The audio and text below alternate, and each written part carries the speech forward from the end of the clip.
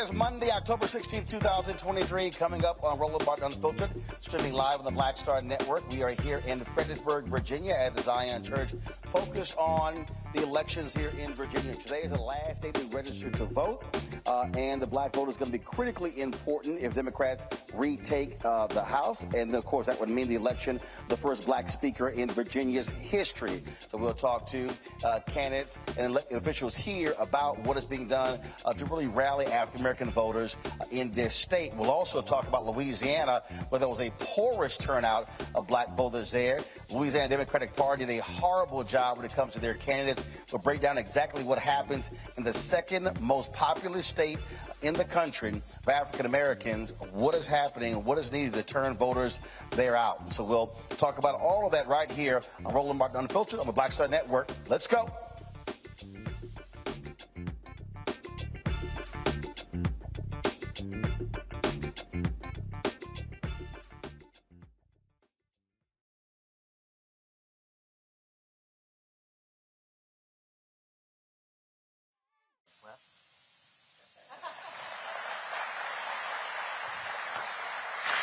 All right, folks, we're here at the Zion Church in Fredericksburg, Virginia, the third of our 5 town halls we're doing across Virginia, focusing on the election taking place next month. Today is the last day to register to vote in Virginia. And, of course, they got the provisional ballot stuff, but we don't focus on that because we already know how that drama goes when it comes to counting provisional ballots. And we want all votes to actually count. And we were making the point about how critically important, obviously, voting is. But when it speaks to our issues, when we talk about Louisiana in the next hour, we'll lay down exactly what happened there. Awful turnout there, where many people were expecting there to be a runoff. But in fact, MAGA Attorney General Jeff Landry actually won it outright. And some of the things that he tried to do as Attorney General, he certainly will do as governor. And none of those bode well for African Americans. But here in Virginia, you've got Glenn Youngkin, Republican governor, but you have Democrats who control the Senate. And if they're able to flip several House seats, then they will be electing their first black Speaker of the House in Democratic Minority Leader Don Scott. That is a huge deal leading into the 2024 presidential election. And so we want to get things started right now with a variety of folks here. But first off is Charnel Herring. She joins us right now. Charnel, how you doing? I'm good. Thank you for having me. Good to see you. Good to see you.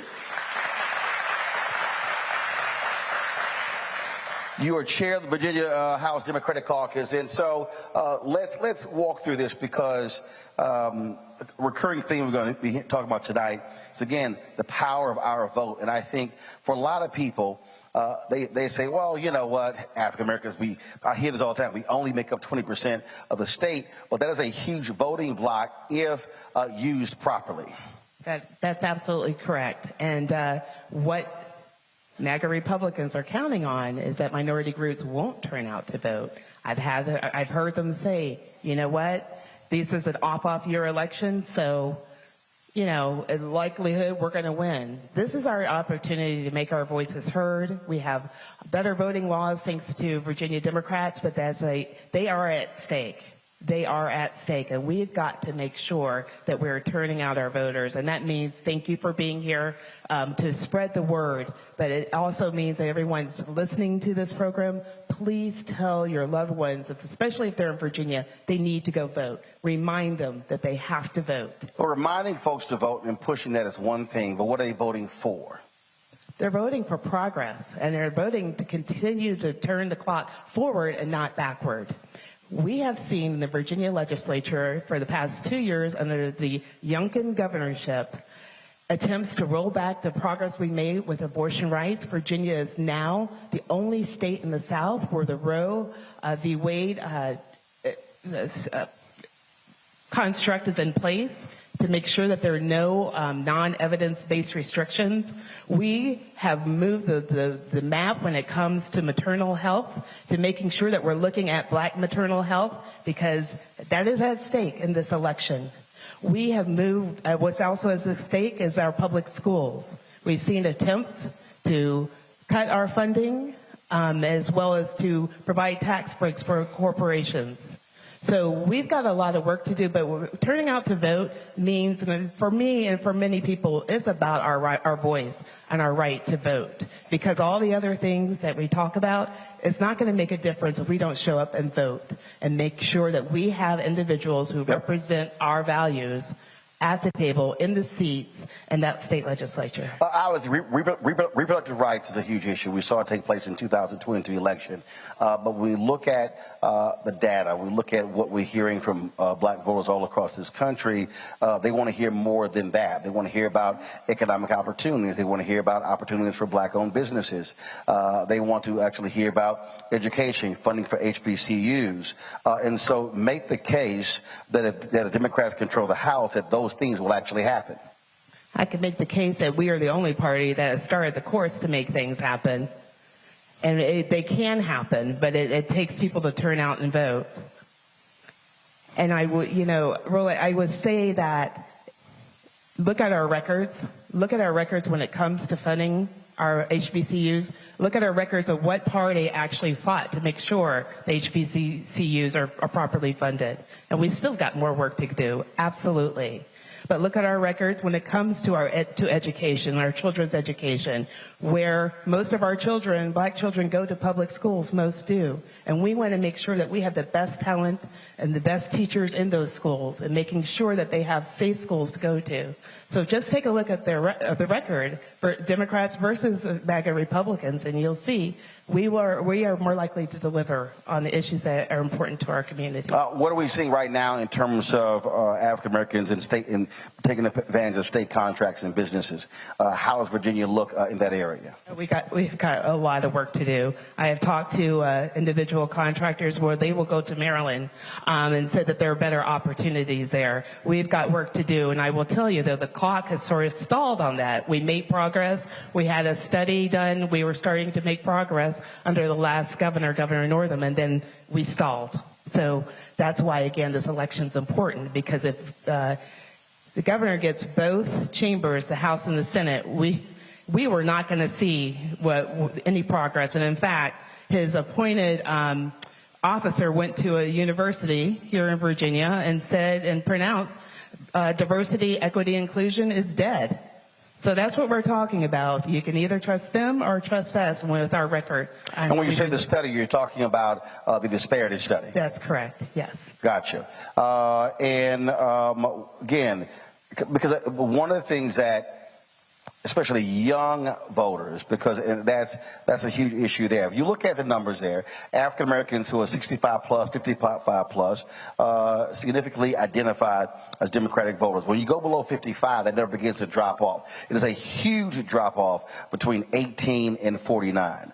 And so what are you saying to those younger voters? And when we look at those exact same numbers, those folks who are 50 plus, they are far more likely to vote than folks who are 1849. What are you saying to them to get them energized to say if this actually matters, why they need to actually come out and vote in this election?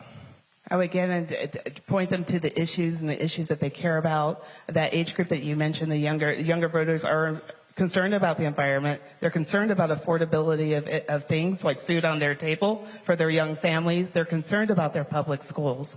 And so I would say to them, we value you, we value your future, and we need you to come out and vote, because if we don't make it, we're not going to be able to help you. We're not as effective. And Roland, I've been there when we were at 32 and we were helpless. We couldn't even override a governor's veto. And I've seen us grow, and I've seen the progress that we made when we got to the majority.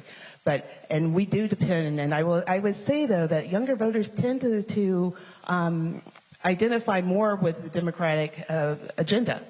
They don't self-identify, but when they vote, they're more likely to vote Democrat, but they're also more likely not to vote. So the issue is not necessarily how do they lean. The issue is how do you get them to actually turn out. We saw an increase in the 2020 election. Folks talked about the importance of younger voters, but the reality is if millennials and Gen Z, if they actually vote their numbers, and I hear it all the time, when I go to college campuses, they complain about baby boomers, they complain about older voters, and I always say, yeah, but they show up, you don't. And so the reality is those who show up are the ones who folks actually pay attention to. And so candidates also and parties have to figure out how to engage those individuals to get them to actually come out and vote their numbers. No, absolutely. And we have college programs, and I just have to say thank all of our college Democrats for spreading our words, spreading the message, and being part of this process. And it is the younger, I will tell you also in our chamber and as well as our candidates, we have a lot of young candidates running this year. And so I'm just hopeful, and we'll continue to work together to make them turn out. Again, I want to go back to when we talk about turning out African American voters. What are the critical areas in this state in terms of where do you need to see significant black turnout in order to win back the House? What are the areas of the state? Well, it would be the Hampton Roads region. That's a critical area we're playing in. Northern Virginia, we do have a few competitive races up there as well that we need African American voters to turn out. But I don't want to neglect any part of the Commonwealth. We have a competitive race out in the West too. So we need everyone turning out. And again, the goal is the more people that vote, honestly, the better chance that we have of regaining the House. All right, then. Turnout, we certainly appreciate it. Thank you so very much. Thank you. And look forward to see what happens over the next few weeks. Thank you so much. Thanks. All right, thanks a bunch.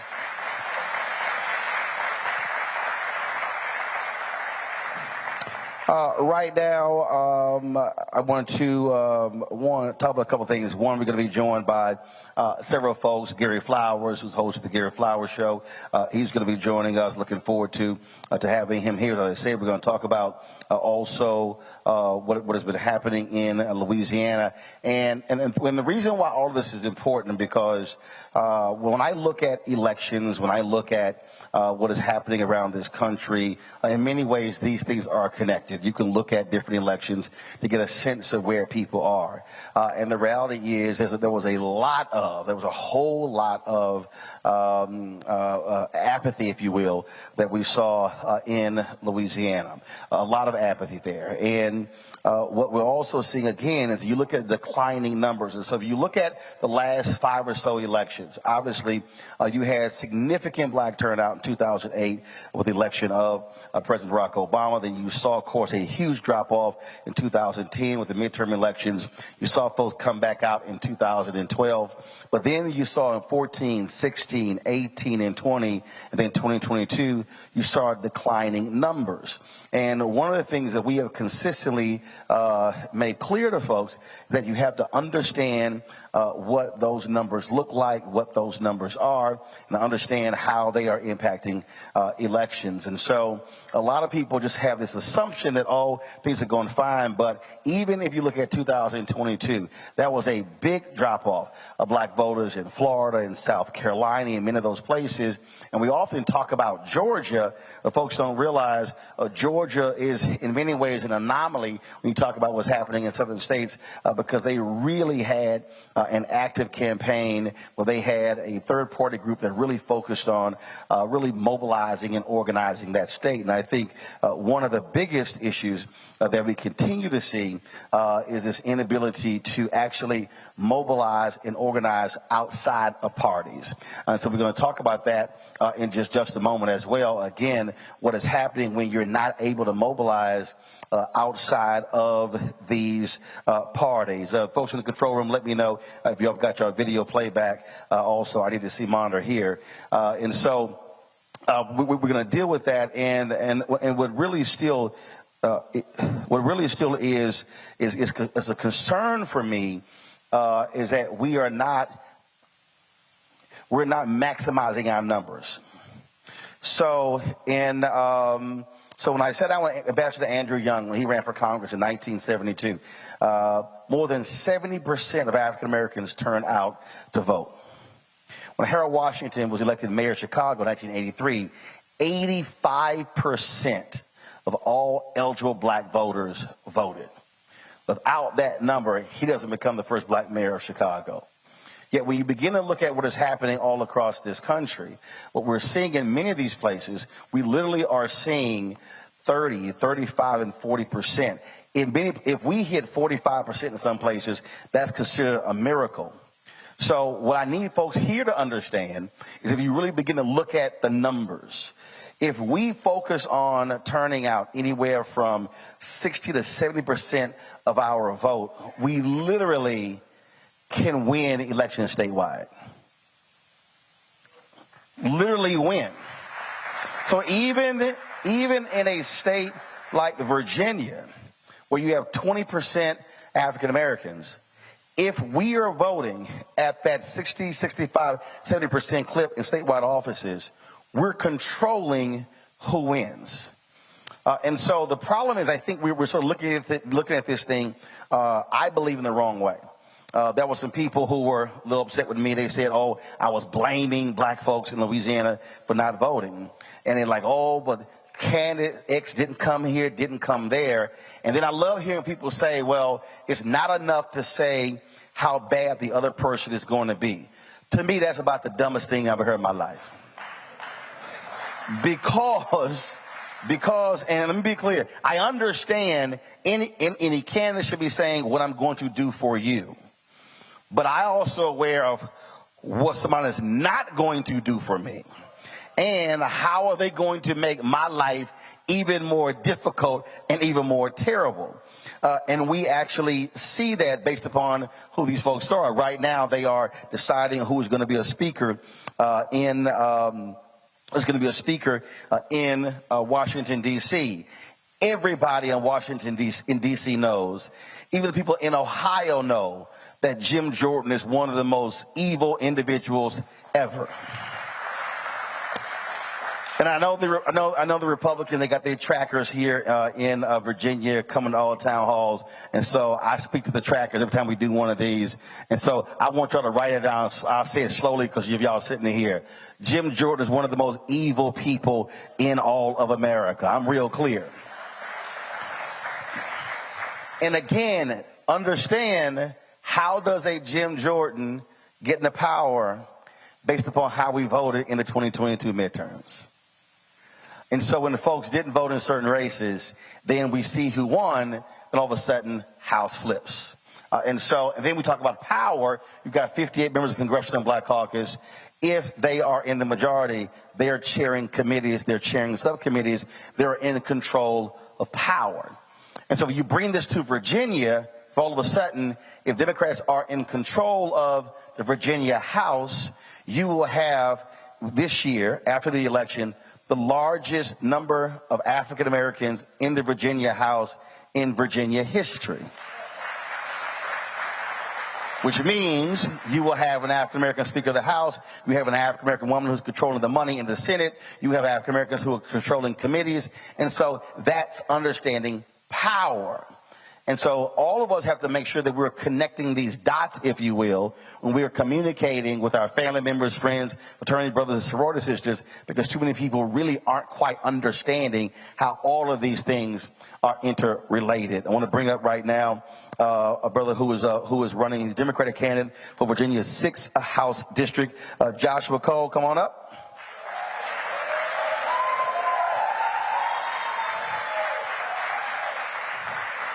Joshua, how you doing? Well, thank you. Good evening. There you go. So I saw you nod your head over there on a couple of those things. Absolutely. I think you were speaking truth to power. And I currently teach for the James Farmer Scholars Program here in the city of Fredericksburg. And our first class, I had a group of young women. And I told them, I said, when we get out and we vote, take a look at who's in control of Virginia right now. We have L. Louise Lucas, who's currently the president pro temp of the Senate in Virginia. Even though we have a Republican, it's still a black woman who is the lieutenant governor of Virginia presiding over the Senate. And we're about to make sure that Don Scott becomes the first Southern black speaker in the entire United States. And so that's absolutely true what you said. That means the money comes through black hands. That means all the committees come through black hands. And that's what gives us power. And that's why it's important for Lottie Dottie and everybody to show up to vote. See, I don't... Go ahead. I make this perfectly clear, and some people get upset with me when I do that, but they'll get over it. I am not particularly concerned when somebody who looks like us if they are not for us. And so, again, for the tracker, I don't care if the lieutenant governor is a black woman. She is not advocating policies on behalf of black people. Absolutely. And so, and again, the hardest thing is to get people to understand how we have to connect the dots. Because I think a lot of people just don't understand really the basic roles of different people, different who's a state rep, who's a state senator, who's county, who's city, who's school board, and not understanding that when you have folks in those positions who have our community's best interests at heart, then we begin to see the kind of return on our investment that we expect. Absolutely. And I think it's key that, as you stated, we have to, one, understand who's at every single level. And right here in Stafford County, we are running an election. When you want to talk about the power of black people, every single state candidate for the House of Delegates running in Stafford County is African American. Delegate Candy King, myself, and Bishop Leonard Lacey. So that means for the entirety of Stafford County, which links up as one of the 10th most powerful counties for black wealth, all 3 state house candidates are African American. We also have to understand that it's determined in the courts. When we get elected to the House of Delegates, we are the ones who pick and appoint the judges to be on the bench, who determine when our brothers and our sisters get certain, judgments.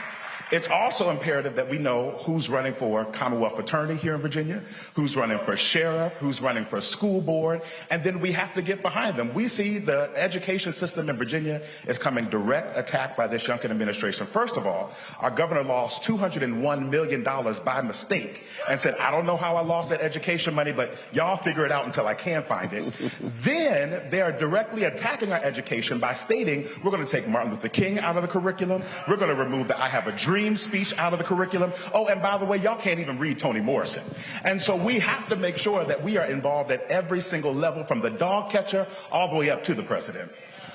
I want to stay on that point about in terms of what's happening in education. And I've been yelling from the rooftops for years that so many of us overlook school board races. We saw in 2022, and it really before that, where after the 2020 election, folks like Steve Bannon and others were saying, we're going to take over the school boards. And they began to attack critical race theory. They began to turn that into something that actually it wasn't, but they were all lying about it. You had people who were running the school boards in Virginia yelling, you're teaching CRT, and superintendents were like, no, we're not. It's not even taught. Even in undergraduate and college taught really on a graduate level. But we knew exactly what that was. They were pressing the buttons of white fear. Yeah. And that's what was going on there. But we saw too many people who were falling asleep. So what happened? Moms for Liberty took over a slew of school boards all across the South and immediately began firing superintendents, began targeting teachers, targeting curriculum, targeting what books in libraries. And we saw in one particular state, they were so angry with the school board, with the librarian, they literally defunded the library so the library can go out of business. Yep. And so that's the type of folks that we're seeing, and that's the type of person you're actually running against. Absolutely. What you're talking about happened right here in Spotsylvania County just a couple of months ago when the Republicans took control of the Spotsylvania School Board. They fired a well-beloved superintendent. And then the MAGA Republican chair hired his best friend. But this is what was so crazy about that hiring, Roland. That person had never been to public school. His kids never went to public school. This is the most crazy part. His own daughter wrote a letter to the school board asking them not to hire her father. And he still got hired. They had to go through some hoops, and Governor Youngkin approved him. He got approved to be the superintendent. And the first thing he did, remember when I told you about that $201 million that the governor lost? The first thing that superintendent did, he said, let's fire all librarians. Let's get rid of governor school. Let's get rid of international baccalaureate programs. And let's get rid of all paraprofessionals. Now, this is one time I'm going to agree with the Republicans. The Republicans on the school board stopped them. as their majority. But we are seeing that as we have candidates who are running for the House of Delegates, instead of speaking truth to power and talking about the issues, they're taking all these money from these Republican elected officials, and then they're being utilized as puppets. If you don't agree with banning books, then say you don't agree. Don't hide behind the people who are endorsing you and not saying anything. If you think that our history needs to be taught, don't hide behind the people who are endorsing you and paying you, and speak up and talk about it. If you are tired of our schools being defunded and money being taken away from our schools, don't hide behind the people who are endorsing you and funding you, and speak up and talk about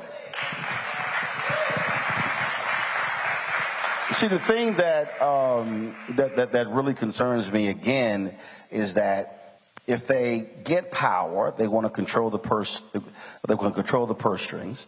They want to control the curriculum.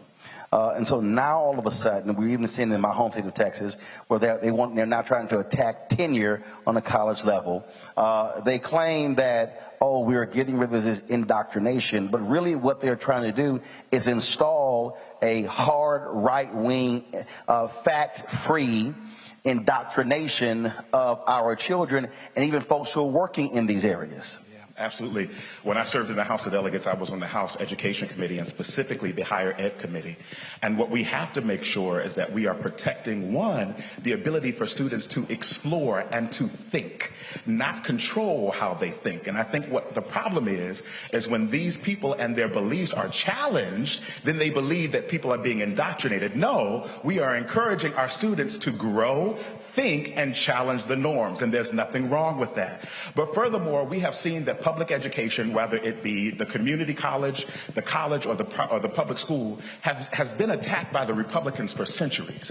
And it's now catching up to us, where they have now been able to amass enough support to take money from our public schools, and now they're telling you, well, this is why you need to have a charter school. This is why you need to have a coupon to go take your kids to a private school. But baby, let me help you out.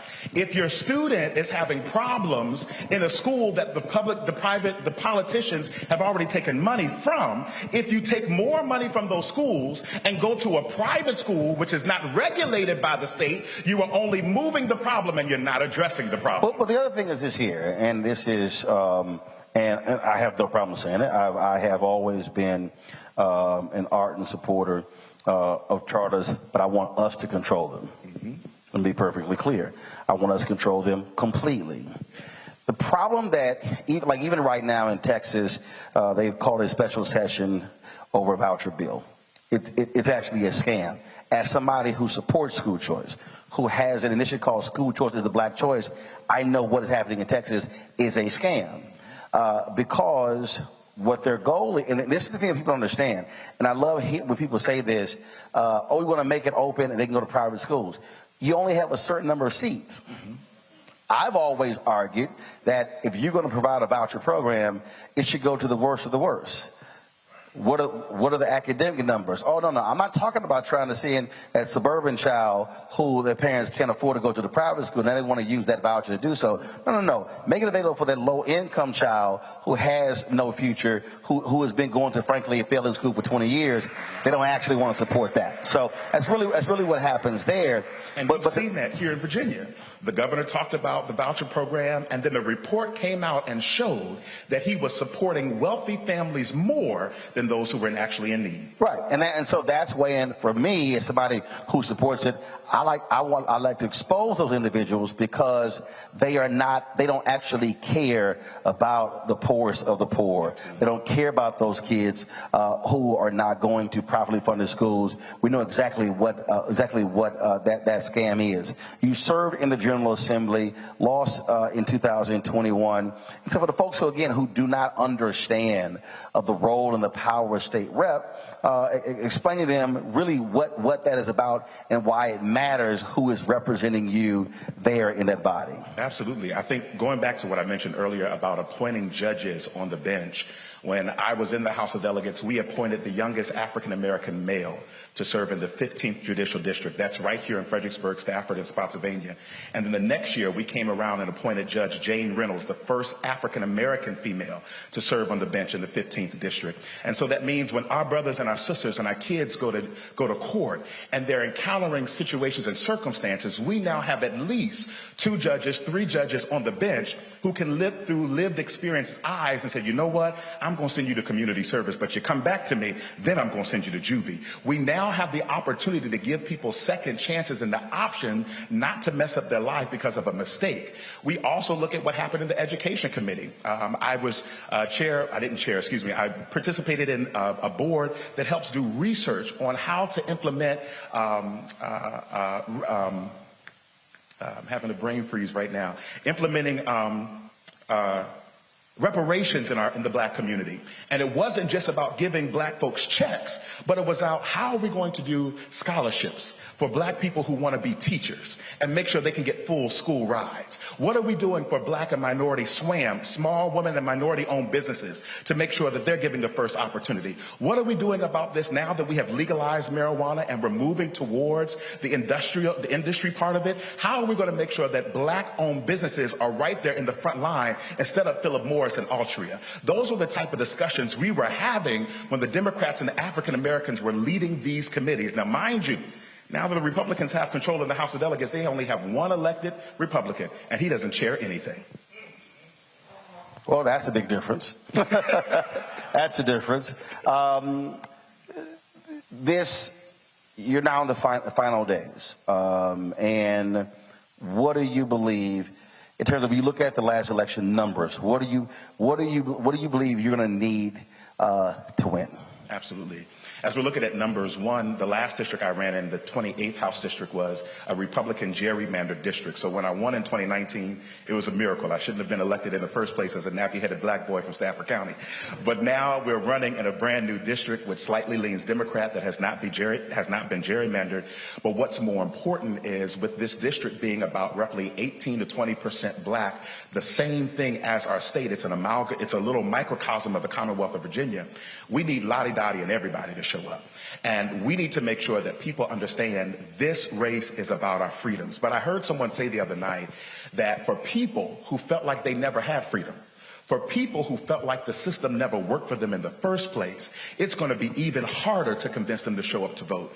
And this is what I've been encouraging people as I've been talking on the doors. You look at me, and if you feel like I look like you, I'm going to fight for you. If you look at me and you hear how I'm talking, I'm carrying the issues that you are concerned about the most. We're talking about schools. We're talking about traffic. I don't know which way you came, if you had to deal with traffic coming down here, but I got friends that... I was asleep, so... I have friends that come through here. Deshaun was dealing with traffic. I was asleep. And they tell me, they say, I don't like... That's why I pay him to drive. They're like, I don't like coming to Fredericksburg because your traffic is possessed. We can have an opportunity to invest in a regional transportation authority that will keep our funds right here. We have the opportunity to invest to make sure that there are businesses that are bringing good paying jobs so that the people who commute up and down to DC every single day will be able to work here and spend more time with their children and make it to their football games. This is what this is all about. Hold tight 1 second. I'm going to go to break. We come back. We're going to take some of the questions, folks here. I'm sure they got some questions for you, so we'll do that.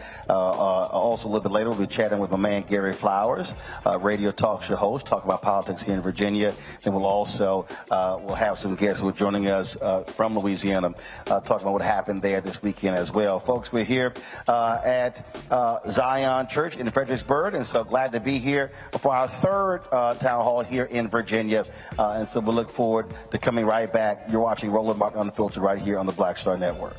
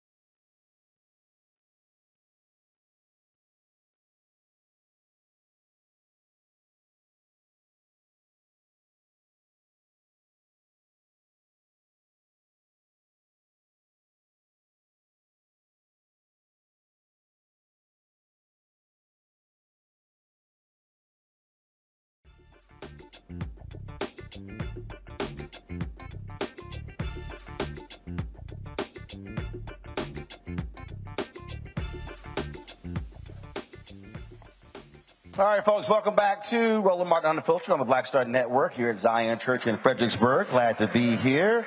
So we're going to do this here.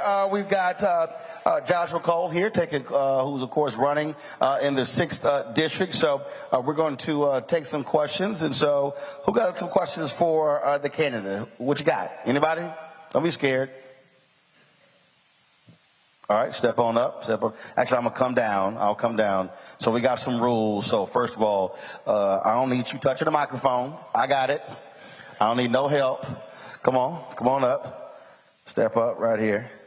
All right, cool. What's your name? What's your question? My name is Sharon Bethune, and I do represent the American Federation of Government Employees, the largest union representing federal employees. We were talking about education. And one of the things that I do know is that the Virginia Lottery designates so many millions of dollars every year to K through 12 public schools. FY 2023, $867 million went to public schools. Stafford County received $16,234,899 to go towards 34 schools here in Stafford. What is going on? I had the experience of watching a teacher in line. She was brought to tears because she was in there buying supplies for her students, and her husband told her that they could no longer afford for her to be a teacher because too much of her money was going back to the classroom. But yet we hear about the Virginia Lottery giving us so many millions of dollars. Where is that money going, and why isn't there more oversight? All right, appreciate it. Thank you for that question. What I think is very key to understand how this partnership works between the state and the federal and this local government. And we have seen time and time again, especially if we're talking about Stafford County Public Schools, where I live and my kids go to school, we are seeing where there is, like, and for a lack of better explanation, a divorce between the school board and the board of supervisors. And there will be a fight between the two. Well, if you don't do this, we're not going to give you that money. And so we get the money, we do what we're supposed to do on the state level, we send it down to the local level. And then the sad reality is sometimes the local level, the local government, the board of supervisors or the city council will hold certain funds. But more importantly, there's also a lack of complete funding because the local governments have to come up with the rest of the funding. So we send money, but the local governments have to come up with the rest of the funding. And if you have these localities who are cutting taxes and not raising taxes to make sure that they can fund these schools, that's where the major problem is. So we have to make sure we have the right people on the board of supervisors, the city council, and the school board to work together so that money goes where it needs to go. See, that's one of the things that I think a lot of people, it's always interesting to me. I've covered city government in Fort Worth, I've covered county government in Austin, and then, of course, Dallas, Houston, Chicago, and here as well. And what a lot of people don't understand is that when candidates run, and then they say, I'm going to cut taxes, one of the things that people don't do is first ask the question, how is stuff being paid for? And the reality is, for me in Texas, we don't have a state income tax, but you will have hospital district, school district, you have property taxes. And so people love to say, hey, cut taxes, but then when you cut taxes, you're decreasing revenue that's coming into government. Then all of a sudden when people start making cuts to government, and they go, why are you making cuts? Well, it's real simple. Decreased revenue, you got to sit here and actually cut something. And that's just one of the things that I think a lot of folks aren't really putting together when we start talking about how government is actually funded. Obviously, people want to keep as much money as they can, but they also want potholes to be filled. They also want certain things that government provide, and that's literally what government provides. I don't have children, But I understand the importance of a school district, because if you actually own a business, you want to make sure that kids are being taught, because you're going to be employing individuals if they're staying home. And so I think a lot of people really don't connect those dots. And we're talking about, when we hear candidates say, I'm going to cut your taxes, well, you better start asking, what else are you going to cut when you cut taxes? That's right. Yeah. Questions? Who else we got? We got one question here. We got, come on up. Step on up.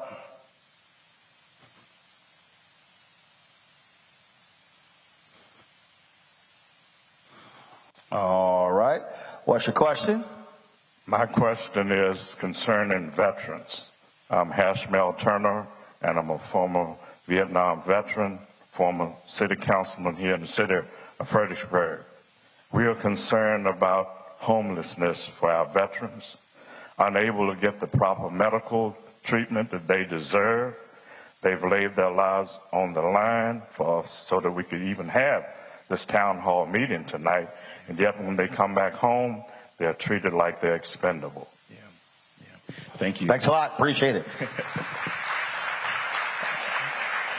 First, Reverend Turner, we appreciate your service both to our country and to our community, and we thank you for being an amazing staple right here. In 2020, I carried a piece of legislation that would have stopped retired military pay taxing. And so we had a discussion, again, going back to what you said, you stop the taxing, what is that going to cover? And so we had a discussion that something absolutely has to be done to protect our veterans, to honor our veterans. But that bill was not passed. We continue to move on. I'm going to continue to have that discussion and to carry that bill. We're also excited about the new VA hospital that's coming right here to Spotsylvania County, which is going to bring many jobs to the area and stop people from having to drive all the way down to McGuire and Richmond or up the road. And so, and so we're excited about that. But most importantly, we know right here in Fredericksburg, housing is a major issue. And so I have been making it a prime part of our campaign to address affordable housing, talking with developers to making sure that when we put these housing in play, it's not Section 8 housing or low-income housing, it's workforce housing, maybe even veterans housing, so that you have a nice place to live and that you don't have to come out of the wazoo to pay and live. And those are things that are definitely on our list that we have to address. All right. All right, question back here. Yeah, come on. Watch the camera, don't want you to trip. We ain't suing nobody. All right, what's your question? The question is that many of the opposing candidates in Stafford County are accusing all of our candidates that are running of pushing to defund the police, and we know that that is not true, but this theme keeps coming up in all the attack ads. Gotcha. Oh yeah, I saw. Matter of fact, I think what was the other day? I saw a wild ad going after you. And I'm sitting and understand when you see these ads, as a journalist, anytime I see something being stated, the first thing I do is, okay, what are they citing? What's the source? And there's never a source. It's always sort of these very just broad claims. And oh yeah, again, one of the ones the Republicans have been loving to use, defund the police, when last I checked, they've been trying to defund the FBI, defund the DEA, defund ATF. They've been mad that they are targeting January 6 people. So it's amazing the people who keep complaining about defund the cops, they ain't got no problem supporting folks who want to defund the cops on a federal level, and then they want to protect January 6 folks who were beaten trying to kill cops. But go ahead, you can go ahead and answer that. No, I think it's amazing. As you can see, my opponent is an African-American cop who's running on the Republican side, so I guess they try to pit him against me as a progressive person running in this area. I served on the House Public Safety Committee, and I was the one who carried the budget amendment to increase police funding training throughout the entire Commonwealth of Virginia. And so, no. No. See, first of all, come on now, you're a preacher now. You know you're supposed to, like, restate something, make it plain. I mean, you need to let me put a pin in it. Come on now, you just don't move on to the next point. So you need to like restate that point again for the folk who didn't quite hear it, especially the Republican trackers that are in the room. Yeah, and I think that's key. You know, they're attacking me on this, but I was the one who carried the budget amendment to increase police training funding throughout the entire Commonwealth, not just in Fredericksburg, but for all of our regional police academies. How much was that? It was over $1 million. Absolutely. And that was just a small drop in the bucket of what needs to be done. When I was in the House, I chaired the State Advisory Commission on Autism. And I can't tell you the amount of parents with students on the spectrum who would come to me to say, you're on the Public Safety Committee and our law enforcement officers have to be trained, must be trained on how to deal with our people in the community on the spectrum. And I think that's very key. One, you can look through my social media, you can look on my personal page, and you will never find a retweet, a like, or a post calling for defunding the police. I have worked with law enforcement officers. I have made sure that when the protests were happening in the city, I fostered community relations with many community leaders who are in the House tonight to bring protesters together with police officers together to find out how we can move forward. And this is why it's so important. You have the right people in these seats who are not going to lie to y'all and expound on the falsities that's happening in the community, that we have real people who are bringing real community solutions.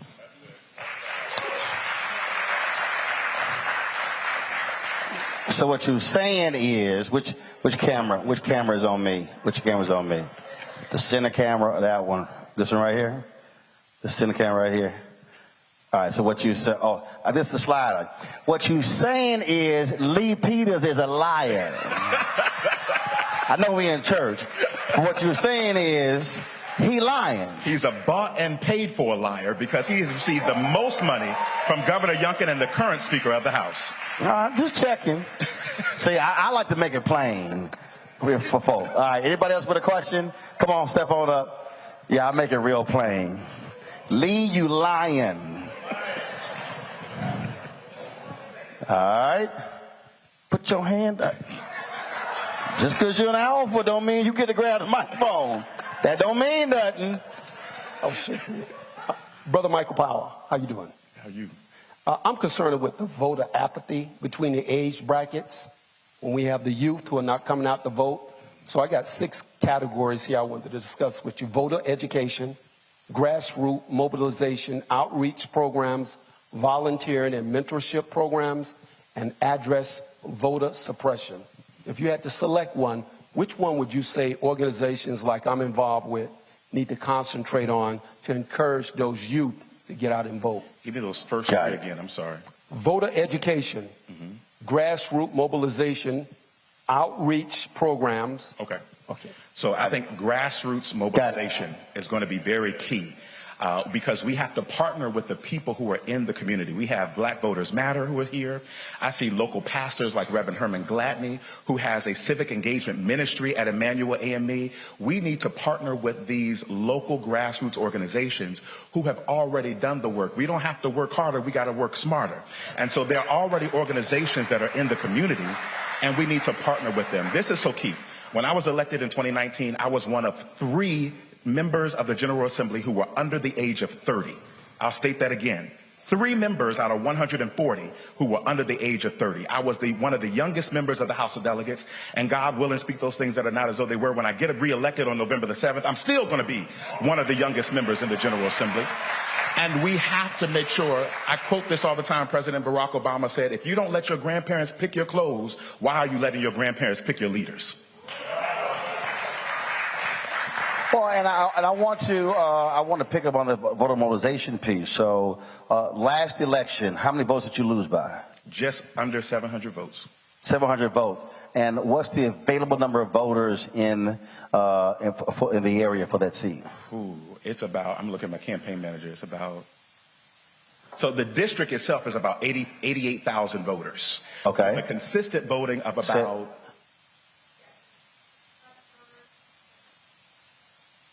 You need 13,000. Gotcha. And how many did you get last time? Last time we were right about 12,000, I think. Gotcha. Yeah. So here's one. So I'm gonna answer your question in a different way. And what I'm talking about now is old school. So one of the biggest problems I believe, and we saw this with Hillary Clinton's campaign in 2016, is that folk get so caught up in new technology. They get caught up in algorithms. They get caught up with polls say, when there's really only one poll that matters, and that's the last one is how people actually vote. So if you look at that, polling data is also public, meaning you can actually go pull the data and see how every precinct in the district voted in the last election. Not just in the 2021 election, you can look at how those same precincts voted in the 2022 election. And so then what you then do is, this is what every group can do. What you then do is you say, okay, if you got to get 13,000, you look at where did he get the votes in 2021, and then go, okay, where are the weak areas? Meaning, where are the high propensity, and when I mean by high propensity, where are the people who are likely to support him? Where are the people who are likely to vote? And if you look at a precinct, and that particular precinct has 800 registered voters, but only 40, 80, or 100 people voted, that means in that precinct alone, it's 700 potential folks to touch. And so then you also know, because it's public also who's registered, you can go to folks' door. So what happens is, I think one of the greatest mistakes, and I had somebody who was they thought they were trying to criticize me on social media by saying, well, I wish these media figures, who are talking politics would come out here and do phone banks and mobilize and organize, and he was trying to suggest that I don't. What he didn't realize, because he didn't learn how to read a bio, is that I was 8, 9, and 10 standing outside of polling locations passing stuff out because mom and daddy were working campaigns. My parents have actually run phone banks. They worked on the campaign like Houston's first female mayor, Kathy Whitmire. So they've been precinct judges at a voting location for the last 30 years. So when somebody tries to ask me, they know what I'm talking about, I actually lived it, because every election, because we were free labor, we had to work elections. So I kind of know what I'm talking about, considering I had to go door to door when I was 10, 12, and 14 years old. And so I love the people who understand that. But that's literally what should happen. Folks in here, different groups should be saying, so let's say you got alphas, you got AKs, you got deltas, you got kappas, omegas, you got Prince Hall Mason, you got Eastern Star, you got Links, you got all these groups, you got church groups. Folk need to stop trying to do everything by themselves.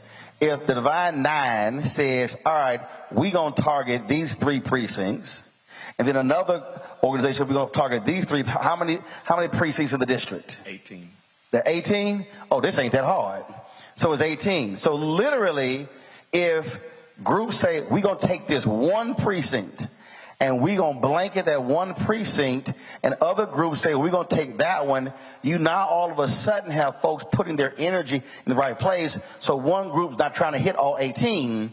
You could just focus on one.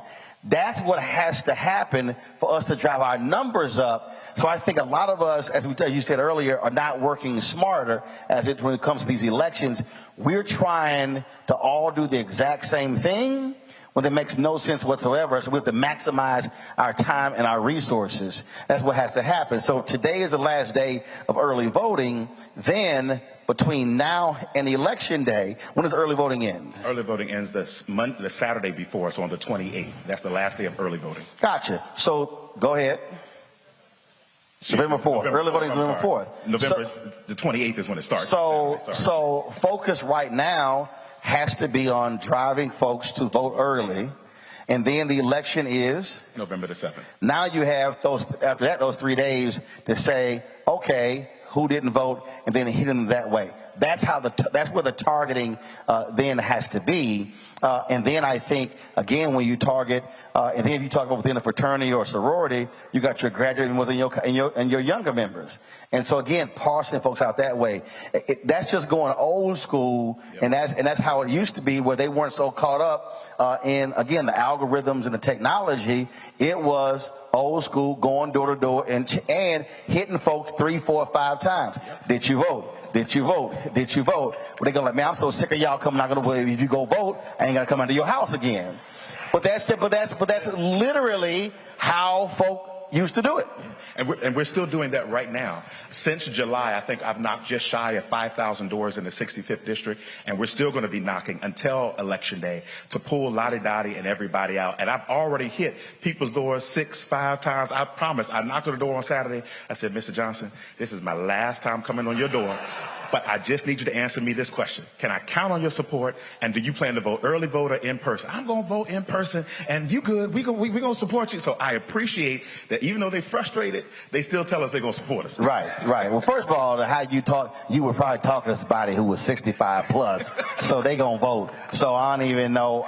Let's just be real clear. They got a plan already. Yeah. It's them other folk who ain't got that. So that's the deal there. Any other questions before I let Joshua step aside? Anybody else? Anybody else? Are you walking up here with a question, or you just walking? Girl, you don't just be walking in no church. Like, you either coming up here laying some money on the altar or praying. You don't just be walking forward just because. You better put your finger in the air so we know what you're doing. All right, Joshua, your final thoughts. No, I just think it's really important that everyone understands how important this election is. As I've been knocking on doors and talking to everyone, as I said earlier, this election is literally about our freedoms coming under attack. We have watched our governor, who has shut down early voting locations in the African-American communities, who has shut down and stopped Sunday voting in predominantly African-American communities. And now we just found out that over 147,000 people have mysteriously been kicked off the voting rolls. That is not something that just happens. This is a direct attack on African Americans. And I don't care if the highest person in his administration is a black person, just because all skin folk ain't all kinfolk. And so we have to make sure that we are showing and some kinfolk ain't kinfolk. And so we have to show up en masse. Don't be swayed by the lies and the propaganda that you see. They do that to turn down the vote because they know how you're going to vote. And as I talk to young people, as I talk to people, African Americans all over the community, I tell them all the time, if your vote really didn't matter, they wouldn't be fighting you so hard to prevent you from voting. And so while maybe you don't care about politics, your landlord does, and that's how they keep your rent high. You may not care about politics, but your insurance companies do, and that's how they keep your premiums high. You may not care about politics, but your boss does, and that's how they keep your pay low. And so we have to unite together. We have to show up at every election, and it's not time now nor in the future to go to sleep. So I got someone sent me a text about the early voting numbers, and of 18 different races, 3 of them lean Democrat. 5 are competitive, 3 are strong Republican, and 7 lean Republican. And so that's also why early voting actually matters. And then actually when I'm looking here, when you're talking about 13, 15,000, I'm looking here 3,000, 3,100, 3,200. So what we're seeing is folks are going to be hoping most folks turn out. So the reality is, what you would prefer, correct me if I'm wrong, you would prefer that early vote number be as high as possible, so you're not hoping they turn out. And again, and that's the thing, people, they are hoping people turn out, as opposed to, no, I got to get them out. Absolutely. And that's what we've been working. As I have over thousands of volunteers going out, knocking on thousands of doors, we are encouraging people to go show up and vote. I was just knocking in Spotsylvania County, literally next door to the Breezewood Shopping Center where early voting is going. And I was telling them, y'all can go vote right now, right next door. It's right there. There you go. And so as we will walk you over. We're going to be all right. Right. All right, Joshua Cole, we appreciate it. Thanks a lot. I appreciate it. Thank you, sir. I'm gonna go to a break. We come back. I'm gonna talk with Leonard Lacey, who's running for Delegate District 64, and then we're gonna talk about what happened in Louisiana. All of that's next, right here in Roland, Unfiltered, right here on the Black Star Network. Back in a moment.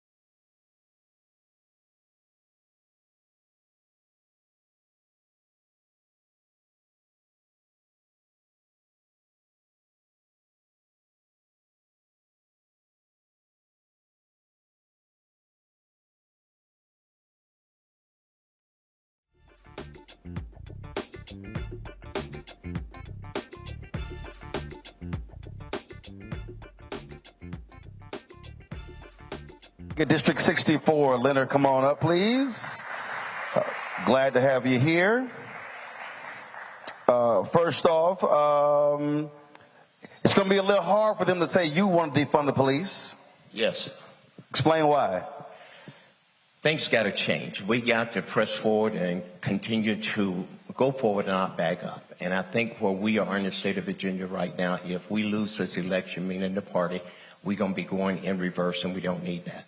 When you hear, folks from the other side make those claims, you serve as a state police officer. I did. For quite some time. Right, 33 years. And the thing that's interesting to me, I talk to black cops all across this country, and I have noble executives on the show all the time, and they stop me all the time saying, keep doing what you're doing, because we know what it's like inside of these departments and what needs to happen to have better relationships with the public. And so how important will it be for someone like you to be in public office on this very issue, who knows this issue quite well because you did it for 3 decades? Well, it's important because of education. I believe all systems of our government and even in some of the industry, there need to be some re-education going on. If you think about it, law enforcement go to school, get their training pretty much in doing investigation and how to write tickets. They don't get a lot of instruction about different communities and cultures and things of that nature. So I think the whole agency need to pay a little bit more attention and understand that every community is not the same. And that you don't just come in my community with your sirens blasting and don't go in another one siren. It's just those subtle little things that can make a big difference in our community. Well, it ain't always subtle. Yeah. I mean, because look, we run these videos all the time on my show, and we see what happens. We see. Look, the other day there was a white woman who walked into a police station, was shooting in the police station, and she's still living. They busted in after she fired the last shot with stun guns and stopped her. I ain't never seen somebody black walk into a police station firing a gun indiscriminately, and they still here. And so we actually can see with our own eyes the treatment and the disparity, how different people are treated, how when it comes to us, there's typical escalation, and others, there's de-escalation. Right. But then there's perhaps that unspoken, untold situation that's going on as well that does not fit a culture. You got law enforcement. They begin a gun, given authority, and the last thing that they will acknowledge that I'm fearful. So maybe some of these shootings or some of these incidents that we're experiencing in our community is coming out of fear. And once the person is shot, then oftentimes they revert to, I thought I saw a gun. Right. Where there was really fear to start with. So I think getting a... Because also we know how the law is very protective of police officers, and that's always a go-to for a lot of people. And see, that's where I think on this issue, it really is a major thing when it comes to how communities respond differently. If you have no relationship with a community or with people, then you don't know how to deal with them. I was in Peoria, Illinois a couple of weeks ago. There was a brother, being a police officer 2 decades. And he said, when I'm walking around, he said, one, they know who I am. So if I encounter them, it's not an automatic fear because I know them, they know me, and I can say certain things that's going to cause them to say, all right, you're right, we need to go ahead and do this here. But when you have folks, when you don't have that relationship who are in our communities, then you sort of have this adversarial relationship. That's right. And this is where relationships goes back. If we never have a conversation, I never spend any time with you, there can be no relationship built. And this is why law enforcement got to get out of the car and only showing up in our neighborhoods when it's time to arrest somebody or do an investigation and be out there in the cool of the day when other things are going on as well. You talked about education of police, but also education itself is one of the issues that you're focused on. Yes, and community need to be educated as well. Our parents need to be educated as well. I'm going to listen to you guys to talk with Josh and the questions that were presented. And a lot of things that we're speaking about tonight, you gave us a good education on how to get the vote out tonight. But all of us, every church, every organization need to onboard that attitude and get out here and not just sit on the sideline and complaining about what is not working. Absolutely, absolutely. And a couple of more mental health services. That is something that we hear. Anytime after one of these shootings, I love to hear the folks who don't believe in gun control say, oh, it's mental illness, but then they vote against mental health services. Well, how are you going to deal with mental illness if you're not properly funding mental health services? We have to get the funding there for the treatment, but not only that, for the kind of service in our schools and our communities that's needed.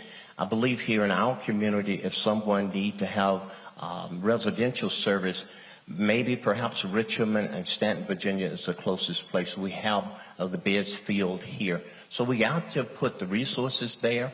I believe COVID brought on a lot of things in our community, but in addition to that, many times we're in denial of what's really going on, and we kind of pass it off. I got a headache, but there's some serious issues. So I just think, again, educating and utilizing all of our community groups and churches to get this message out that this is a serious issue. How is your race looking? What help do you need? Okay, which camera I'm looking at? It's hard. I'm not going to do it as well.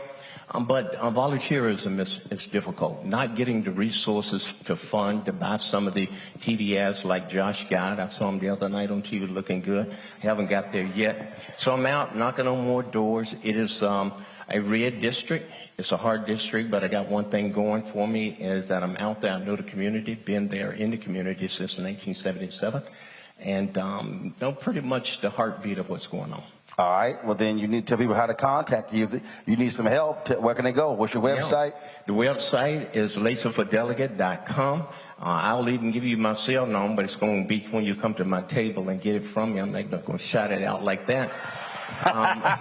We want serious people to get on this campaign trail with us. We need to vote from the top down, make this thing happen so we can make history. One thing, Roland, that's going to happen in Virginia. History will be made this year. Either way. Either way, good or bad, and depend on. And I don't want to hear no mouth. It would go the other way. Oh, I agree with you. We can win this. We just got to get out. So I know we got pastors in here. Get out and charge your congregation. Get them to vote early. They might get stuck in traffic. We don't know what will happen. Vote early. Get it on the record. It's done, and we'll feel better. I know Josh will feel better, and every one of our candidates will feel better when you get that early voting. Plus, if you vote early, then you can drive other folk to the polls on election day because you're free. Yeah, that's right. It ain't that hard. Yeah. Leonard Lacey, we appreciate it. Thanks a lot. I'm sorry? I said we appreciate it. Thanks a lot. Okay. Good luck. Okay, I'm good, man. All right. Appreciate it. Now give folks your number at that table. Don't shout it out. All right. Okay. We got it. I appreciate it. Thank you so sir. very much. All right, folks, I started off talking about what happened over the weekend in Louisiana. You heard Leonard say good can happen, bad can happen. In Louisiana, terrible happened, was Charles Barkley would say terrible actually happened. And again, I think for a lot of people who sit at home are now going to realize once certain policies now come into play, they're going to realize the mistake that they actually made by sitting at home. There are a couple of people who they've been tweeting lots of information. They've been covering what happened there. And I really think what happened in Louisiana is instructive for folks here in Virginia. We got upcoming elections in Mississippi, governor races in Mississippi, in Kentucky, and what happened there can also teach us and get us ready for it next year for the presidential race as well. Dr. Robert Collins, professor of urban studies and public policy, he's at Dillard University. He joins us out of New Orleans. Glad to have you here. John Cavillion. John is the founder and CEO of JMC Analytics and Polling out of Baton Rouge. Glad to have both of you here. John, I want to start with you. I sort of want to set this. I've really been looking at the tweets that you've been posting, breaking down the data. And so, first off, for folks who are unfamiliar with the state, how many eligible registered voters are there in the state of Louisiana? So the total voter registration is approximately 3 million in Louisiana. Okay, so you got about 3 million in Louisiana. Okay. How many people actually voted in this year's election? So turnout was 36%, so it was just over 1 million total voters. So you have leadership in the state elected by barely 1/3 of all voters. In the strictest technical sense, yes. And for African Americans, you got more than 900,000 African Americans who are registered voters in Louisiana, correct? Correct. They're about 31% of the electorate. 31% of the electorate, and we made up what percentage of this year's election? My estimate, based on the precinct data I saw and the early voting data, I'm estimating an approximately 24% black electorate when all is said and done. Black electorate done. Whoa. So not 24% of those who voted. Of all those voters, all the black voters in Louisiana, 24% of the 900,000. Correct. Robert, I'm in a church. I'm trying not to cuss. But, Robert, what the hell happened?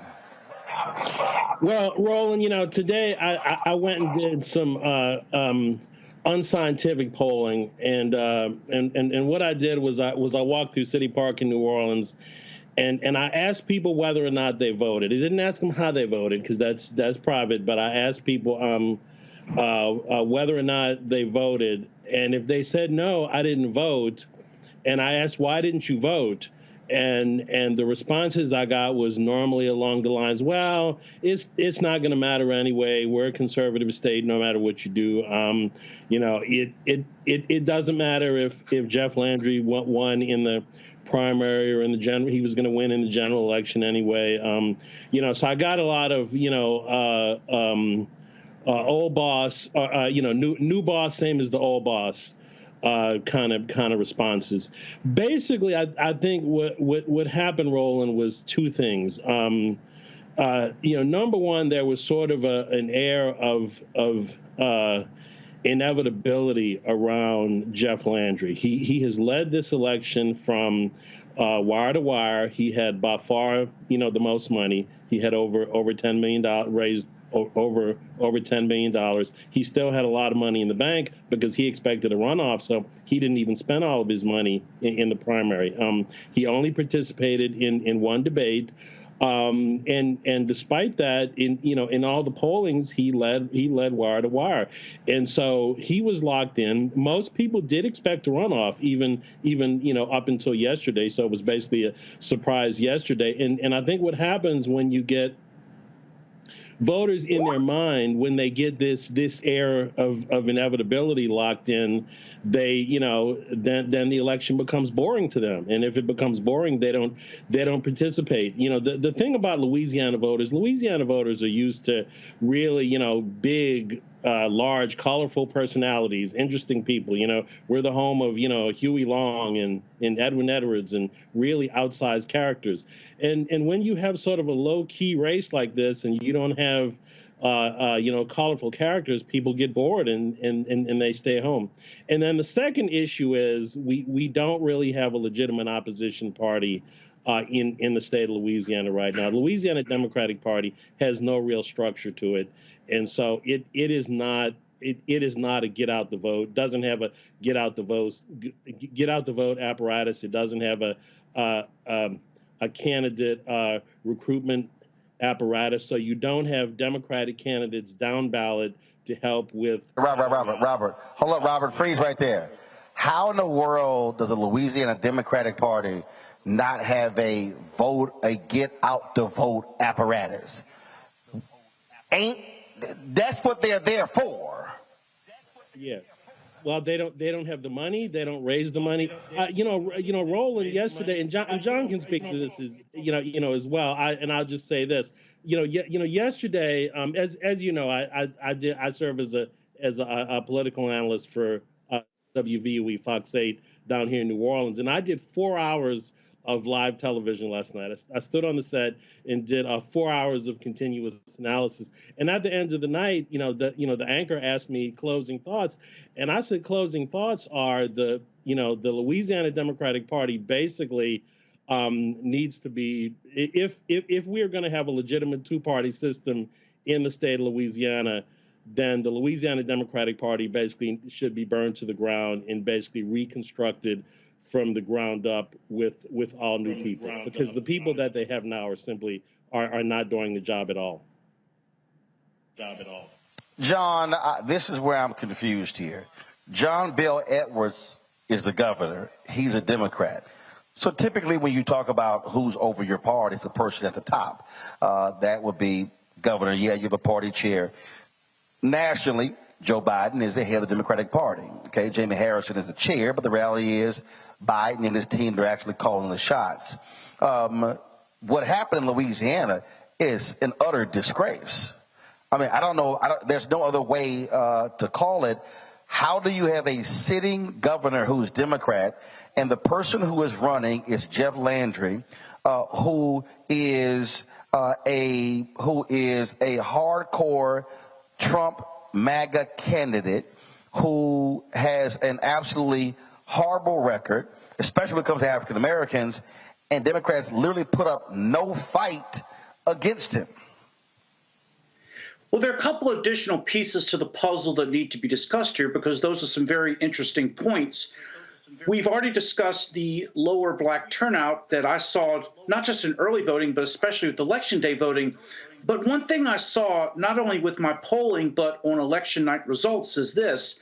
Jeff Landry consistently polled at 8% amongst black voters, which for Republicans is pretty impressive. Along comes election day, and when I looked at the precinct data where 70% or more of the registered voters are black, I saw that John Bel Edwards got 91% of that vote in the 2019 primary. In the 2023 primary, which has just concluded, not only did Sean Wilson get about 70% of that vote, but Jeff got 12%. And if you were to restrict your analysis to the 60 less urban parishes, in other words, everything but East Baton Rouge, everything but Caddo, everything but Jefferson, everything but Orleans, Jeff's vote share went up to 16%. In other words, we're talking about more of the rural black constituencies. So I think that those additional data points that I just brought up are things that need to be discussed within the Democratic Party hierarchy. Robert, explain that to me. How does a white Democrat get 91% of the black vote, but a black gubernatorial candidate gets 70? Well, Jeff Landry had a very well-funded campaign, and in the last few weeks of the campaign, he put out he did some ad buys, and he put out some very strict, some very slick ads where he had black voters, including one black police officer whose son had been killed his son had been murdered, talk about crime and crime in the black community, and how Jeff Landry doesn't care if you're black or white. He's gonna fight crime. And so in fact, I take that back. He actually had two parents whose children had been murdered, black parents that appeared in several ads for him. So he had well-funded. He did get the endorsement of at least one black Democrat in New Orleans, a gentleman named Austin Badon, who is a former three-term state legislator, state representative. I think we can expect Austin to show up in a Jeff Landry administration in some appointed role. So basically, he did spend money. His ad people were very good and were very professional, and they did spend money putting black faces on television, saying, we endorse Jeff Landry. We think he's a good man. We think, again, specifically focusing on the crime issue, which is obviously a hot point in urban areas, and those ads worked. I mean, those ads were designed specifically to peel off segments of the black vote, and they worked. I think you would have to say they were effective. He got his money's worth out of those ads. But isn't this the same Jeff Landry who wanted to make public the juvenile records of kids 13 and older in only 3 parishes in the state, and those were the black parishes? It is, but honestly, Roland, I don't think that issue resonated to the extent that that it should have. Or that you would have thought that it would have. So, I'm still trying to understand. Again, look, if I'm on the outside looking at who a person is and their record, and he now gets elected, he now has a super majority in the Louisiana legislature. They can do whatever they want, like in Florida and Texas, in Georgia and other places. Now all of a sudden, the things that he wanted to do, they can now do, and it can't be stopped. So folk actually voted for that? Well, folks voted for it because they didn't think that their vote was going to make any difference. So, again, there are some black voters that thought that he was the law and order candidate, and they're scared of crime. And even though I would point out that in Louisiana, the governor has very little to do with fighting crime. Crime is fought at the local level by police chiefs and elected sheriffs and mayors and elected district attorneys. It's just the way our Constitution and our statutes work.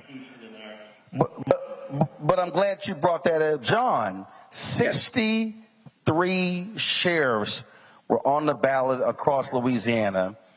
All 63 are men. 57 out of the 63 are white men. That was one sheriff who runs a horrible jail. It is in a blue county, and the Democrats didn't even have somebody running against him. How can you stand? First of all, how can you have a shot at winning if you don't run? Well, there's also another piece of the puzzle that needs to be discussed here, is that same group of sheriffs who endorsed Jeff Landry had endorsed Governor John Bel Edwards before, whose brother, by the way, is the sheriff of Tangipahoa Parish. So in other words, I think you have to look at this more holistically than just the example you have provided. have provided. No. But I'm still raising the critical question, because I've said this, and Reverend William Barber has said this all across the South. The guaranteed way for you never to win is you never run somebody. And so Robert talked about how the party has to be blown up top to bottom. Is that part of the problem in that, because it's not like you have few Democrats who are registered in Louisiana. You got a significant number. But what is happening in this state where they're not running folks in a lot of these positions? And I do these stories all the time. I can't tell you how many times I've had to do stories about somebody being shot or beaten by cops in Louisiana. The young folks who were thrown in Angola when the federal judge ordered them to be released in a week. I mean, I've done numerous stories. How is the Louisiana Democratic Party not using those things to recruit candidates and to run folks in this state? Because what took place on Saturday is an absolute national embarrassment, with the second largest population of African Americans of any state in America. Well, when you talk about the embarrassment, I think there's something else that needs to be discussed as well, and that is there's an implicit assumption that black voters would always be nearly unanimously Democratic, and I've seen that begun to change in very recent times, specifically since the pandemic started. Donald Trump, for instance, received double the percentage of the black votes he received in 2016, and while that's not yet a statistically large number, when I see data points like that, and Jeff Landry getting 12% and 16% in more rural parishes, Billy Nungesser, our lieutenant governor, got 30% of the black vote. I think the assumption of black voters being automatically wed to the Democratic Party is perhaps one that is changing as we speak.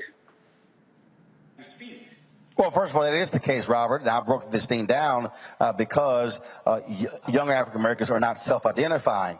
That's why I didn't make the point about party. I made the point about issues. And so, Robert, from your vantage point, how is the Louisiana Democratic Party not pinpointing those issues that African Americans care about and then not using that to their advantage in elections?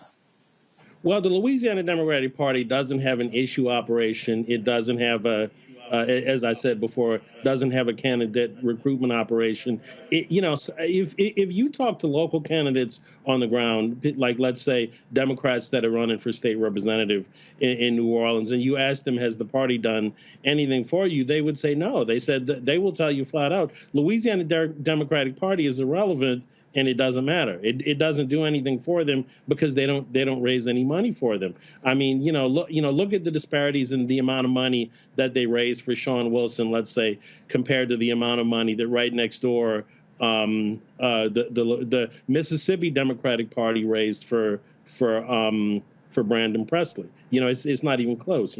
Brandon, they raised millions for Brandon Presley. They raised what, like 50,000 for Sean Wilson. So it really is, the party has been impotent for some time now. But in terms of their ability to get out to mobilize people and get out the vote, but at least they had a messaging operation before. At least they could, they would message on behalf of the candidates. Right now, I could tell you the current chair of the Louisiana Democratic Party was basically invisible in this last cycle. And when I say invisible, I mean literally. I don't mean figuratively. I mean literally. Nobody knows where she is. Nobody has seen her. She's in hiding. So so that's a problem when you don't have a Democratic Party chair who's visible, who's out visiting candidates to see what they need. It is a structurally bankrupt, physically bankrupt organization that's just going to have to be completely reformed from top to bottom. I mean, they've been at crisis level for some time now, but now they're beyond crisis level. They're basically not salvageable at this point. They're not salvageable in their current form, and it probably took them failing to get a gubernatorial candidate into a runoff for the first time in modern history to let the general public see that. John, I saw one story that said in the last in this campaign, the Republicans spent about $1.2 million, and Democrats only spent $28,000. Correct? You're referring to black outreach or something broader, like just general campaign spends? I was looking at in terms of what parties spent. Robert, did you come across that? I saw several tweets stating that. Did you come across that as well? Yeah, I mean, I came across some tweets that just basically comparing just general spending to the between the Sean Wilson campaign in Louisiana and the Brandon Presley campaign in Mississippi. I mean, I'm not sure the exact amounts. I thought it was around 50,000, but it's in the tens of thousands as opposed. And again, we're talking about Democratic Party spending. We're not talking about money that Sean Wilson has raised himself. He raised a lot more than that. But as far as the assistance that he got from the Democratic Party, it was like in the tens of thousands, whereas Brandon Presley in Mississippi is literally getting millions of dollars in help from the Mississippi Democratic Party, which I'm assuming they're raising from out of state and bringing into the state. But the Louisiana Democratic Party doesn't even have any apparatus like that where they ask for money from the DNC, or they have some dark money groups outside the state that raise money for them. They don't have any similar apparatus. Hey, John, I got a kick out of the one story, how the governor and other Democrats were targeting a progressive Democrat in New Orleans area for defeat. And someone said, wow, only Louisiana Democrats could spend more money and time trying to defeat one of their own than the opposing party. Explain that. And I'll admit to you that was something, Roland, that genuinely puzzled me, because the district that you're referring to, which, by the way, is down the road from where Dr. Collins' school is, but the district we're referring to is a solidly progressive district, and Mandy Landry, who is the incumbent state representative, fits it like a glove. So the thing which I will admit to you I don't understand the rationale for is, if she fits her district like a glove, why would the governor spend, or should I say divert resources to getting her defeated, when he should have been keeping his eye on the ball and helping Sean Wilson? And by the way, the challenger to she got 66% of the vote. Correct. And my polls showed her she was always solidly in the lead. So it is a question of misplaced priorities that I genuinely don't understand, especially since there were allegations about the challenger, who Governor Edwards endorsed, had a history of voting in a Republican primary before. So, I think we're talking about far broader issues than just Sean Wilson. We're talking about a misplacement of focus and priorities. Yeah. All right, last couple of questions from. Okay, I just say go ahead. To add on to what John was saying. Yeah, so not only did the challenger have the endorsement of the governor, she had the endorsement of Congressman Troy Carter. She had the endorsement of former U.S. Senator Mary Landrieu. She basically had the endorsement of every major Democratic organization, every black elected official in the city of New Orleans. And the excuse, we were told, is because Mandy Landry was not a team player with the Democratic Party. Basically, she got mad because she ran for state senate in a special election last year, against another Democrat. She didn't win, so temporarily she switched her voter registration to independent. Now, she did switch back to Democrat a few weeks later, or a few months later, but the Democratic Party said that they were going to punish her because she wasn't a team player and she wasn't a real Democrat, so they were going to run a real Democrat against her. But just the fact that she crushed them. Now, here's the Democratic Party organization. They said, okay, Mandy, we're gonna punish you because you're an independent and you're too progressive and you don't get along with the establishment Democrats. So we're throwing the Democratic establishment against you. Mandy said, no, it's not going to go down like that. And she literally she crushed them. She crushed them and destroyed them and sent them away. So that just shows you how weak the Louisiana Democratic Party establishment is. They can't punish anybody. Mandy, she embarrassed them. She literally embarrassed them. Yeah, you got to feel really stupid if you endorse somebody and that person got beat with 66% of the vote with all of that firepower. And that shows they're real impotent. All right, last couple of questions for you, John. I want to start with you.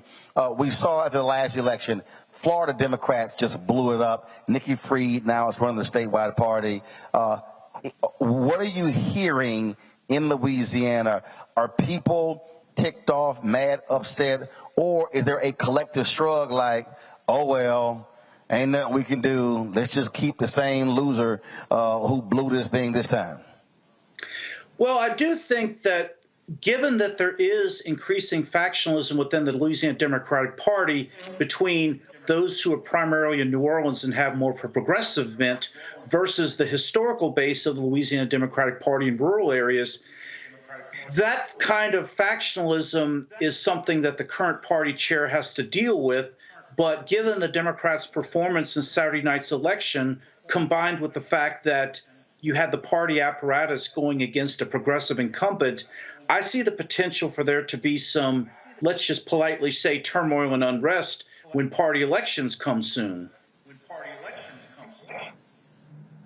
Robert, are folks looking to plant grenades in this party and just blow it all up in the state? Because this has to be embarrassing. And if you are a member of Congress or you are a representative or you're a state representative, state senator or whatever, you should be just grossly offended by what took place. I mean, I get losing, but they lost like they would. What's that team that played IMG, the football that wasn't even a real high school, and they got blown out? That's what it looked like for Louisiana Democrats on Saturday. Well, I can tell you that was Bishop Sycamore. They weren't even a real team, a real school. Yeah, well, I can tell you who's really fired up. The progressive wing of the party, the people that supported Mandy Landry, they're fired up right now. And the establishment folks are sort of in hiding right now because they know that they're going to get the blame for the loss yesterday. So they really haven't, come out with any statements. They haven't really said anything, basically because they know folks are going to be coming for them. They know folks are going to be coming for their heads, basically. So so I would agree with John. And in the next round of elections for a Democratic State Central Committee, and all the various parish executive committees, I think you will see a slew of progressives running against the more moderate establishment Democrats, and I think you're gonna see some knockdown, drag out races, and we're gonna have a struggle for the soul of the party, and people are gonna have to make a decision. Is the party gonna just settle for its position as an irrelevant party and basically try and form coalitions with the Republicans in the state legislature? That's what I expect them to do in the short term. I expect the old line groups like the Legislative Black Caucus to form as a block, and what they normally do is that, like, for example, there'll be a Speaker of the House election, there'll be a conservative candidate and a more moderate candidate, and they'll try and cut deals with the more moderate candidate and swing their block behind the more moderate candidate, and in return ask for some committee chairmanships or some other considerations. That's what they're going to do in the short term. But in the long term, I think the progressives are coming for everybody. I think the progressives are coming for everybody's head. All right. Well, John and Robert, I've been loving the tweets that y'all have been posting, giving people a real important insight to what's been happening there in Louisiana. And look, again, what happens is when you don't show up, now Republicans have a supermajority. They can do whatever they want. They control the House, the Senate, the governor's mansion. Again, that's power.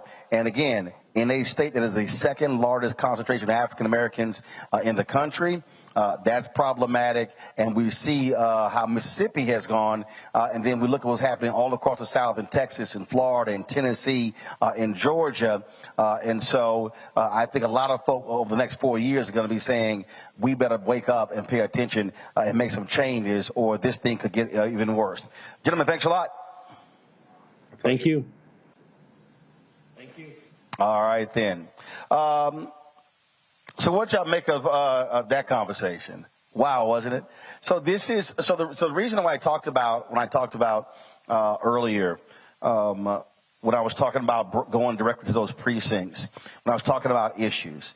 I have never self-identified with the party. So for me, I look at issues. I look at who's running and what they have to say.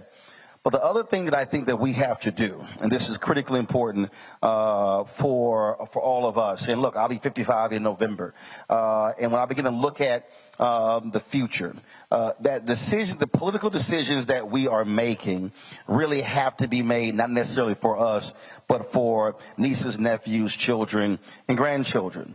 And I lay this out in my book, White Fear, How the Browning of America is Making White Folks Lose Their Minds.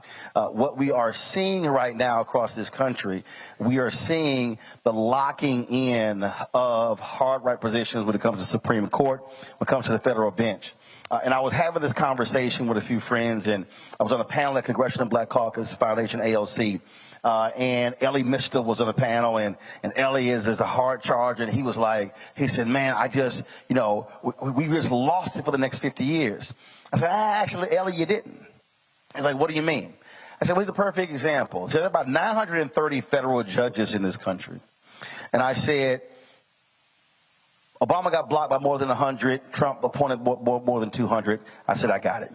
Biden and Harris have appointed more than 100 judges. I said, let's say they get reelected and they control the Senate. They're going to be able to appoint another 200 plus judges. That's 300. I said, if Democrats win in 2028, let's say you appoint another 200 judges. You're now at 500. You will now have appointed half of all federal judges in the country. I said, so you're focused on, well, we lost because you've got 6 conservatives on the Supreme Court versus 3 liberals. I said, but if you focus on the numbers, you win the next 2 elections, you will have appointed more than half of all federal judges. And so when I look at how I look at elections, I look at them totally different than some other different people. I look at what's happening in this state. 1, your governor can only serve 1 term. It's just not like it's 2 or 3 terms. In Texas, we don't have term limits. Rick Perry was there for 16 years. And Abbott might be there for the next 20 years, God forbid. And so when we talk about how do we look at our issues, we have to be defining them, I believe, in a totally different way. So the discussion that you heard there was this party apparatus and how it's non-extinct. But I was just texting the folks today, I'm not concerned about a party apparatus. I am specifically saying, what is the black electoral apparatus in this state? Meaning, how are groups aligning? How are they raising funds? If we're waiting for a party apparatus to mobilize and organize, that is the dumbest thing in the world. Our institutions have to be doing that. If anybody read Dr. King's book, Where Do We Go From Here, Chaos or Community, this is literally what he said in the book. He said there are 4 institutions that are positioned to liberate black America. He said the Negro Church, the Negro Press, Negro fraternities and sororities, and Negro professional and business organizations. He said neither one of them have fully committed themselves to the liberation of black America. And he lays out problems there. And so if we're talking about how do we begin to change things, first thing is, if you're talking about economically in this state, where are black business organizations? Where are chambers of commerce? Where are groups like that advancing that particular issue? Where do you have black-owned media? Where do you have your black education groups? If we're talking about really changing things and really understanding power, then we have to understand that you actually have numbers here. This is not like in some places where you have 5, 6, 8%. 20% African American voting bloc in this state is a large number if properly weaponized. But the mistake is when we're operating in our silos and then we're not organizing, and mobilizing. And so, again, how I look at elections, if you're talking about Lacey's district, okay, he says it's a Republican district. Got it, but going in and say parsing the numbers, okay, how red is it? Or do you have moderates? How do you hit those numbers? Ron Kirk was the mayor of Dallas. He always told me, he said, Roland, he said, I count votes. I got a kick out of that because I've served on various boards, and we've had battles. I was in one meeting one time, and they were going back and forth. They were like, Roland, why are you reading the book? I was like, they can argue all they want to. I got 12 of the 15 votes. I ain't about to argue. I said, I got the numbers. And that's really what it boils down to. And so everybody who's sitting here, leaving here, and I want to put this in proper context so you can understand how numbers work. So when we talk about the Montgomery bus boycott that took place and launched December 1st, 1955, there are literally more people who are sitting in this church right now than were sitting in the basement in Montgomery in 1955. Some of y'all are like, did he just say that? Yeah, if you look around, there are more people who are sitting. So when Dr. King was chosen to lead the MIA, there are more people. That thing was started at the kitchen table by two folks. I talked to Fred Gray, and it was him and Joanne. Two people came forward with that. Here's the other piece. The Montgomery bus boycott, we know we went 382 days. It was only designed to be a one-day boycott. After 50,000 black people didn't get on the buses on one day, they said, let's extend it 5 days. After that, they said, let's keep it going. So what I'm saying is, what they did was they established an agenda, brought it to the people, then said, this is what we're going to do. The people agreed. Then they said, well, let's go 5 days. Then they put together an action. The first Uber was not created in San Francisco. It was started in Montgomery. Because when they did not walk, they literally used funeral home cars, hearses, and individuals who drove folks around. They created a whole transportation system there in Montgomery. So that was all based upon two most fundamental things: mobilization and organization. And so if we're talking about how do you attain power, if the pathway politically is through Virginia Democrats, then it's, okay, got it. What's the number? How many do we need to take power? Which means that what, 3 or 4? What is it? 4? It's 3. So you pick up 3, you control the House. You flip 3 seats, now all of a sudden you have a black Speaker of the House.